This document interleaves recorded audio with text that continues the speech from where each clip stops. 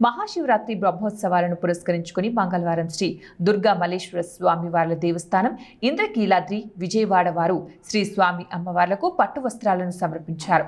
దేవస్థానం ధర్మకర్తల మండలి అధ్యక్షులు బి రాధాకృష్ణ, కార్యనిర్వాహక అధికారి వికే సీనా నాయక్ పట్టు వస్త్రాలు సమర్పించారు.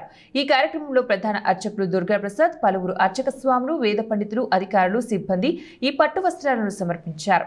ఈ సమర్పణ కార్యక్రమంలో ముందుగా ఆలయ రాజగోపురం వద్ద సాంప్రదాయాన్ని అనుసరించి దేవస్థానం ధర్మకర్తల మండలి అధ్యక్షులు, కార్యనిర్వాహక అధికారి, అర్చక స్వాములు, వేద పండితులు, ఈ దేవస్థానం ధర్మకర్తల మండలి సభ్యులు, దుర్గా మల్లేశ్వర స్వామి దేవస్థానం సిబ్బందికి సాంప్రదాయబద్ధంగా స్వాగతం పలికారు.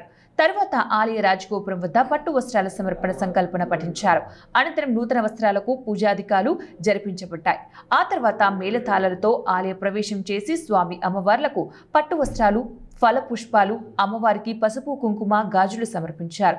ఈ సందర్భంగా దుర్గా మల్లేశ్వర స్వామి దేవస్థానం ధర్మకర్తల మండలి అధ్యక్షులు, కార్యనిర్వాహక అధికారి మాట్లాడుతూ, గత కొన్ని సంవత్సరాలుగా దుర్గా మల్లేశ్వర స్వామి దేవస్థానం తరపున ఆనవాయితీగా పట్టు వస్త్రాలను సమర్పించడం జరుగుతోందన్నారు.